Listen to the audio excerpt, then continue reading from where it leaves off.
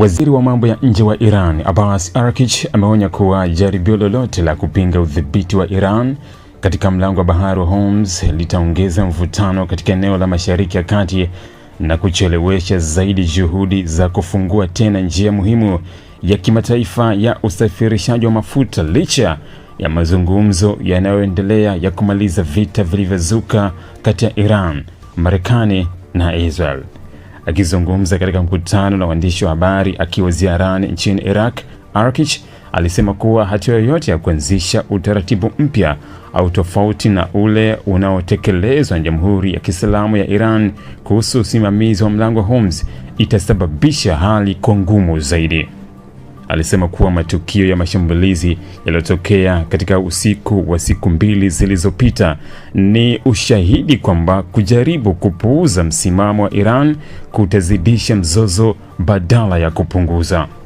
Wakati wowote kutakapokuwa na jaribio la kuanzisha mpango mpya au tofauti na unaotekelezwa na Jamhuri ya Kiislamu ya Iran, hali itakuwa ngumu zaidi. Kufunguliwa tena kwa mlango wa Hormuz kutacheleweshwa na mvutano utaongezeka kama tulivyoshuhudia katika usiku wa siku mbili zilizopita, alisema Araghchi. Waziri huyo pia alitoa wito kwa pande zote zinazohusika kuheshimu makubaliano ya maelewano yaliyofikiwa kati ya Iran na Marekani mapema mwezi huu.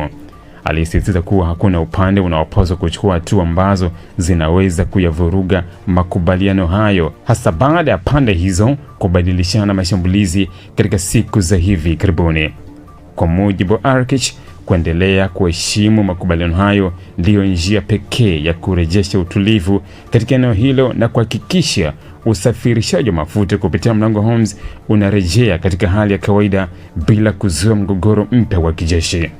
Iran iliweka vizuizi katika mlango wa bahari wa Hormuz muda mfupi baada ya Marekani na Israel kuanzisha mashambulizi makubwa ya anga dhidi ya Iran Februari 28 mwaka 2026, wakidai kuwa operesheni hiyo ililenga kudhoofisha utawala wa Iran pamoja na kuharibu uwezo wake wa makombora ya ballistic na programu yake ya nyuklia.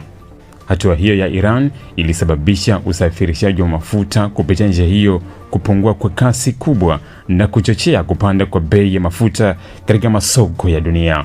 Ingawa baada ya kusainiwa kwa makubaliano ya maelewano kati ya Iran na Marekani, idadi ya meli zinazopita katika mlango Hormuz imeanza kuongezeka. Kiwango hicho bado kiko chini ikilinganishwa na hali ilivyokuwa kabla ya vita.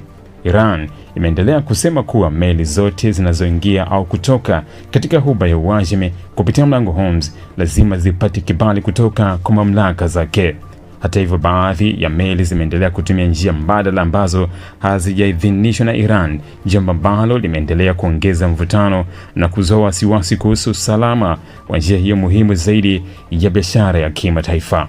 Kauli za Araghchi zinakuja wakati juhudi za kidiplomasia za kusitisha vita zinaendelea, huku hatima ya mlango Hormuz ikibaki kuwa moja ya masuala nyeti zaidi katika mazungumzo hayo kutokana na umuhimu wake mkubwa kwa usafirishaji wa mafuta na biashara ya kimataifa.